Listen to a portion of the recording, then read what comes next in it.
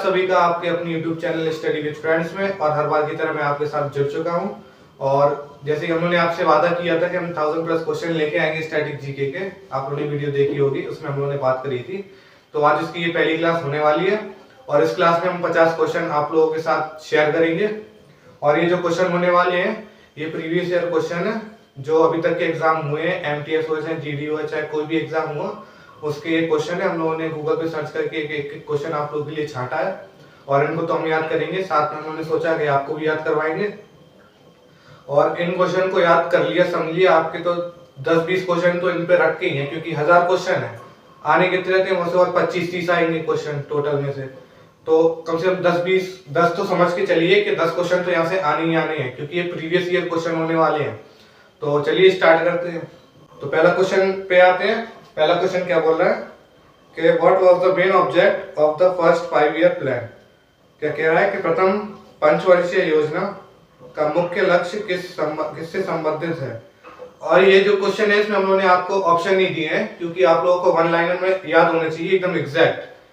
इससे आप एलिमिनेशन मत करना कि ये इसमें हुआ था, इसमें आपको एकदम फिक्स आंसर याद होना चाहिए, क्योंकि कई बार क्या होता है ऑप्शन ऐसे आ जाते हैं कि हम कंफ्यूज हो जाते हैं। तो आपको एक शब्द याद होना चाहिए कि इसका हाँ ये है। तो क्वेश्चन क्या है, what was the main object of the first 5-year plan, के पहले 5 पंचवर्षीय योजना का मुख्य लक्ष्य किससे संबंधित है। तो इसका आंसर होने वाला है एग्रीकल्चर और इरिगेशन, यानी कृषि और सिंचाई से। जो हमारा पहला प्लानिंग कमीशन था, आप लोगों को पता ही होगा कौन लेके आया था, ये हुआ था 51 से लेके 56 तक, और इसका आंसर एग्रीकल्चर और इरिगेशन से है। तो आइए नेक्स्ट क्वेश्चन पे चलते हैं। तो दूसरा क्वेश्चन क्या कह रहा है कि फ्लू किस कारण होता है। इंग्लिश वालों के लिए व्हाट कॉज फ्लू। तो इसका आंसर होने वाला है वायरस। जो हमें फ्लू होता है गर्मियों के टाइम पे होता है, तो वो किस वजह से होता है, वो हमें वायरस की वजह से होता है। कुछ वायरस रहते हैं जो हमारे अंदर चले जाते हैं। तो चलिए बढ़ते हैं तीसरे क्वेश्चन की तरफ। क्वेश्चन क्या कह रहा है, when did the quit India movement start, कि भारत छोड़ो आंदोलन कब प्रारंभ हुआ था। तो ये प्रारंभ हुआ था हमारा 8 अगस्त 1942 में। कब स्टार्ट हुआ था, 8 अगस्त 1942 में हमारा भारत छोड़ो आंदोलन स्टार्ट हुआ था। ठीक है, तो नेक्स्ट क्वेश्चन की तरफ बढ़ते हैं।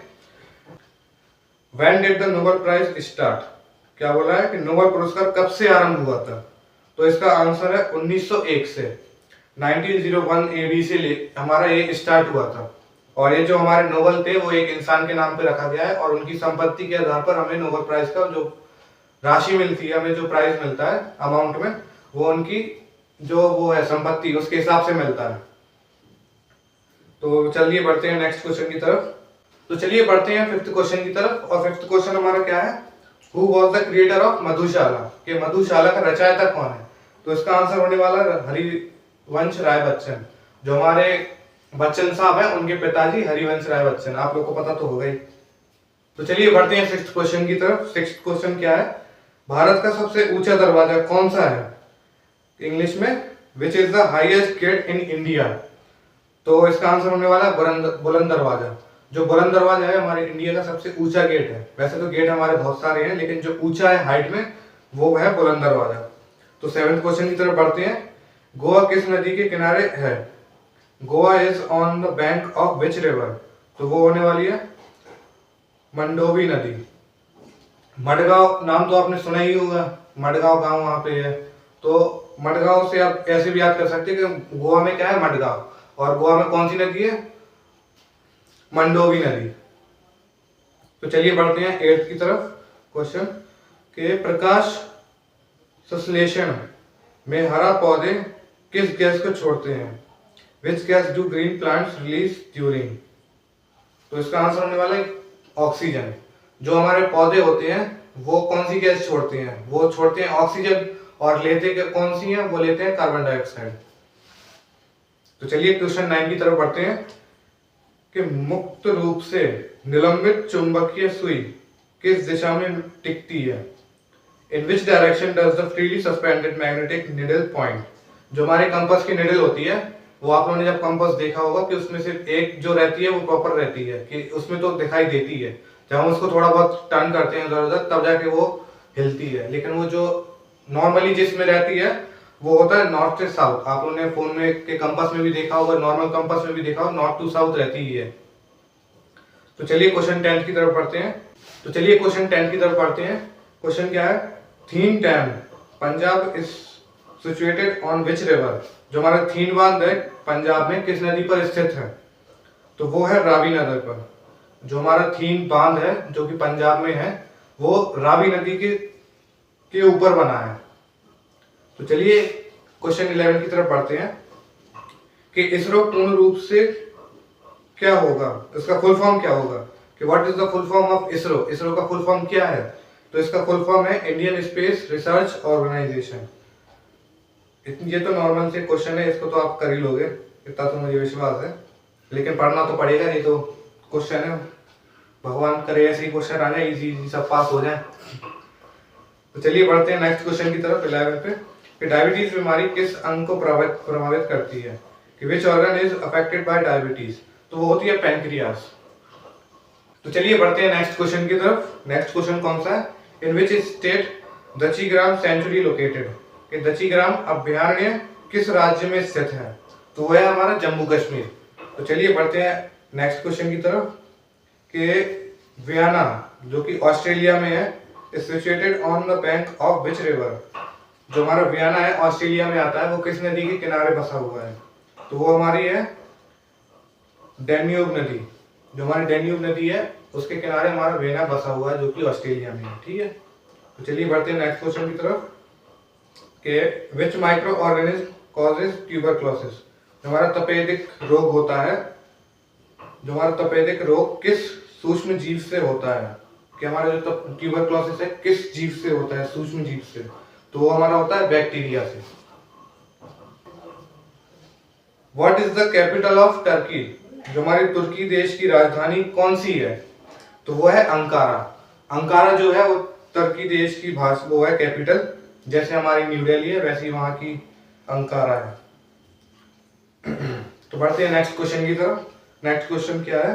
कि बीबी का मकबरा कहाँ स्थित है? वेयर इज द बीबी का मकबरा? आप लोगों को एक बात बताओ, ये जो बीबी का मकबरा है उसको द्वितीय ताजमहल भी बोलते हैं, सेकंड ताजमहल। ठीक है, और ये हमारा औरंगाबाद में है, महाराष्ट्र में पड़ता है औरंगाबाद। उसको द्वितीय ताजमहल भी बोलते हैं और उसको बीबी का मकबरा भी बोलते हैं। तो चलिए बढ़ते हैं नेक्स्ट क्वेश्चन की तरफ। बीबी का मकबरा, सॉरी कंफ्यूज हो जाता हूँ मैं, मकबरा पढ़ते पढ़ते हो जाता है। बीबी का मकबरा किसने बनवाया था? वो बिल्ड द बीबी का मकबरा, तो वो बनवाया था हमारा औरंगजेब ने। ठीक है, तो बढ़ते हैं नेक्स्ट क्वेश्चन की तरफ, कि ताजमहल को किसने बनवाया था? ये तो बच्चा जानता है कि ताजमहल को किसने बनवाया था और किसकी याद में बनवाया था। तो हु बिल्ड द ताजमहल? तो वो था शाहजहां, उसने मुमताज की याद में बनवाया था। तो चलिए बढ़ते हैं क्वेश्चन नंबर 20 पर, कि when is the world water day celebrated? कि हमारा जो विश्व जल दिवस है वो कब मनाया जाता है? तो वो मनाया जाता है हमारा 22 मार्च को। तो चलिए बढ़ते हैं क्वेश्चन 21 पे, कि when is the world earth day celebrated? विश्व पृथ्वी दिवस कब मनाया जाता है? ये तो पता होना चाहिए कि 22 अप्रैल को मनाया जाता है। क्वेश्चन 22 क्या कह रहा है? What is the used to measure the distance travel by the wheels? पहियों द्वारा तय की गई दूरी किसे मापा जाता है? किस जो दूरी व्हील्स घूमती है, तो वो जो दूरी तय करती है उसको हम किससे नापते हैं? तो उसको नापते हैं हम ओडोमीटर से। जो हमारी गाड़ियां होती हैं उसमें व्हील्स घूमते हैं, जो हमें ऊपर रीडिंग दिखाई देती है कि हाँ अब 1 किलोमीटर हुआ, 2 किलोमीटर हुआ, तो उसको हम ओडोमीटर से नापते हैं। और क्वेश्चन 23 क्या कह रहा है? तो चलिए बढ़ते हैं क्वेश्चन 23 की तरफ। 23 क्या कह रहा है? कि फेरोमीटर से हम क्या नापते हैं? जो फेरोमीटर है उससे हम क्या नापते हैं? तो उससे हम नापते हैं समुद्र की गहराई।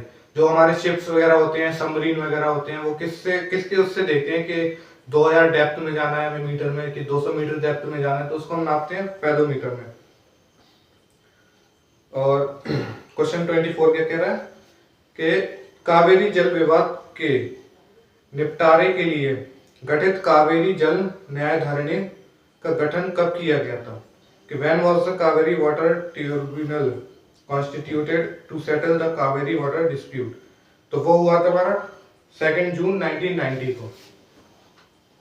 बढ़ते हैं आगे क्वेश्चन 25 की तरफ, कि गौतम बुद्ध का जन्म और मृत्यु किस स्थान पे हुई थी? ये तो जानते ही हैं सब, गौतम बुद्ध का नाम आता है तो ये दो चीजें तो याद होनी चाहिए कि एक जन्म कहाँ हुआ था और एक मृत्यु कहाँ पे हुई थी। जन्म हुआ था लुम्बिनी में और मृत्यु हुई थी कुशीनगर में। बढ़ते हैं क्वेश्चन 26 की तरफ कि बांग्लादेश की मुक्ति के समय पाकिस्तान का शासक कौन था? Who was the ruler of Pakistan at the time of liberalization of Bangladesh? कि बांग्लादेश जब बांग्लादेश अपने इंडिया से अलग हुआ था, जब पार्टीशन हुआ था, तब उस समय पाकिस्तान का शासक कौन था? तो वो था यहाँ खान। तो अब बढ़ते हैं क्वेश्चन 27 की तरफ कि what type of satellite is Cosmos? Cosmos किस प्रकार का उपग्रह है? तो ये उपग्रह है स्पाई सैटेलाइट, जासूसी उपग्रह है ये। बढ़ते हैं क्वेश्चन 28 की तरफ कि 1916 में Akhil Bharatiya home Rule league की स्थापना किसने की थी? Who founded the All India Home Rule League in 1960? तो वो है एनी बेसेंट। एनी बेसेंट ने ये होम रूल लीग को किया था, बनाया था। बढ़ते हैं आगे क्वेश्चन 29 पे कि पृथ्वी पर सबसे निचली बिंदु क्या है? कि what is the lowest point of the earth? जैसे कि हमारे भारत का लोएस्ट पॉइंट क्या होगा? कन्याकुमारी होगा, और जो ऊपर वाला पॉइंट है वो हमारा वो होगा श्रीनगर। तो वैसे ही जो हमारा अर्थ है उसका जो निचला सबसे नीचे वाला जो पॉइंट है उसको कहते हैं डेड सी यानी मृत सागर। बढ़ते हैं क्वेश्चन 30 की तरफ।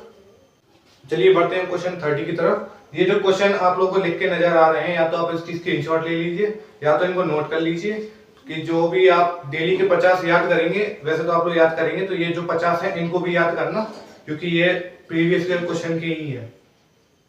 तो बढ़ते हैं आगे क्वेश्चन 30 पे कि स्वतंत्रता प्राप्ति के समय भारतीय राष्ट्रीय कांग्रेस के अध्यक्ष कौन थे? Who was the president of the Indian national Congress at the time of independence? तो वो थे हमारे JB कृपलानी। आगे बढ़ते हैं क्वेश्चन 31 पे। In whose court did Badayuni came? कि बदायूनी किसके दरबार में आया था? तो वो आया था अलाउद्दीन के। जो अलाउद्दीन का जो शासक चल रहा था उस टाइम पे बदायूनी आया था। क्वेश्चन की 32 की तरफ चलते हैं। तो चलिए आगे बढ़ते हैं क्वेश्चन 32 की तरफ कि what is the example of natural polymer? जो प्राकृतिक बहुलक का उदाहरण क्या होगा? तो होगा हमारा सेलुलोज। जो सेलुलोज होता है वो एक अच्छा खासा एग्जांपल है नेचुरल पॉलीमर्स का। बढ़ते हैं क्वेश्चन 33 की तरफ कि कच्चीपुरम का मंदिर के निर्माणकर्ता कौन है? Who is the builder of Kanchipuram temple? तो उसके जो वो है बिल्डर, उनका नाम है पल्लवास। बढ़ते हैं क्वेश्चन 34 की तरफ कि राजस्थान नहर, राजस्थान में एक नहर है इंदिरा नहर, किस नदी से पानी प्राप्त करती है? राजस्थान में पानी की कमी बहुत चलती थी पहले, तो जो इंदिरा गांधी इस समय जब इंदिरा गांधी प्रधानमंत्री थी तो उन्होंने एक कैनाल बनाया था। उसी कैनाल की बात हो रही है कि राजस्थान नहर किस नदी से पानी प्राप्त करता है? तो वो लेते हैं सतलुज नदी से। क्वेश्चन 35 की तरफ बढ़ते हैं। चलिए क्वेश्चन 35 की तरफ बढ़ते हैं। जो प्रतिजैविक किससे बनता है? जो हमारा what are the antibiotic made from? जो हमारा एंटीबायोटिक अपने नाम सुना है, उसकी कैप्सूल भी खाते हैं हम। वो हमारे जो अंदर जैसे कि कीटाणु होते हैं कुछ कुछ, तो उनसे एंटीबायोटिक लगता है। तो वो किससे बनता है? वो पेनिसिलिन फंगस से बनता है। ठीक है, तो आप लोग इस बात को याद रखना, पेनिसिलिन फंगस से एंटीबायोटिक मिलके बनता है। और क्वेश्चन 36 तो बहुत अच्छा है, सबको पता होगा। What is the Harappa period? Where is the Harappan period Lothal site located?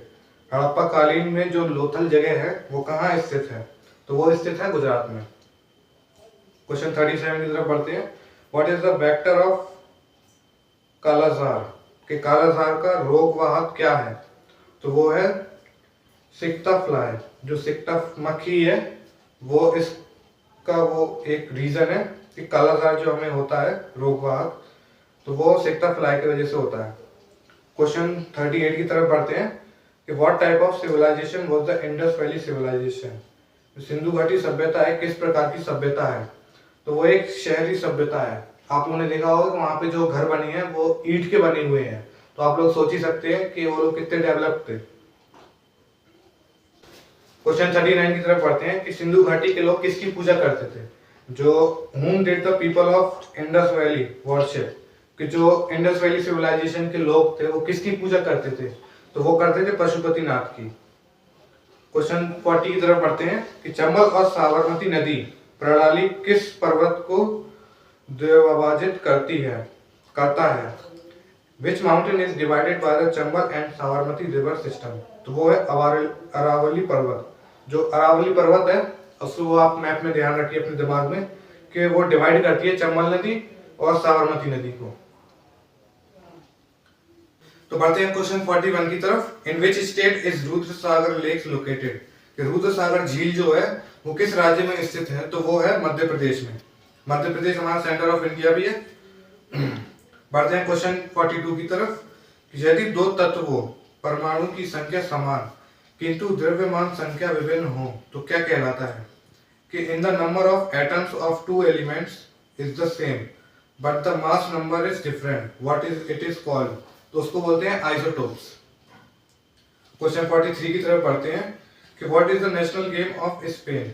कि स्पेन देश के जो राष्ट्रीय खेल है वो क्या है? आप लोगों ने देखा तो होगा, वहां पे बुल फाइट बहुत फेमस है और वही वहां का नेशनल गेम भी है। बढ़ते हैं क्वेश्चन 44 की तरफ कि गुरुमुखी लिपि किसके द्वारा विकसित किया गया था? जो Gurmukhi script was developed by whom? जो गुरुमुखी स्क्रिप्ट है वो किसके द्वारा लिखी गई थी? क्योंकि जब गुरु आप पढ़ोगे सिख धर्म के तो उसमें पहले गुरुमुखी नहीं चलती थी, लेकिन जब एक गुरु है, गुरु अंगद उनका नाम है, जब वो आए तो उन्होंने अपनी एक लिपि बनाई जिसको गुरुमुखी लिपि भी बोलते हैं। क्वेश्चन 45 की तरफ बढ़ते हैं कि which vitamin is water soluble? कौन सा विटामिन वाटर सॉल्यूबल होता है? तो वो है विटामिन ए और बी। जो विटामिन ए और बी होता है उनको हम पानी में घोल सकते हैं, बाकी की जितनी भी हमारे विटामिन है वो पानी में नहीं घुलते हैं। बढ़ते हैं क्वेश्चन 46 की तरफ, बस 4 ही रह गए हैं। When did Bengal partition happen? Bengal विभाजन कब हुआ था? अभी हमने पढ़ा था कि उस समय का शासक पाकिस्तान का कौन था, वो यहाँ था।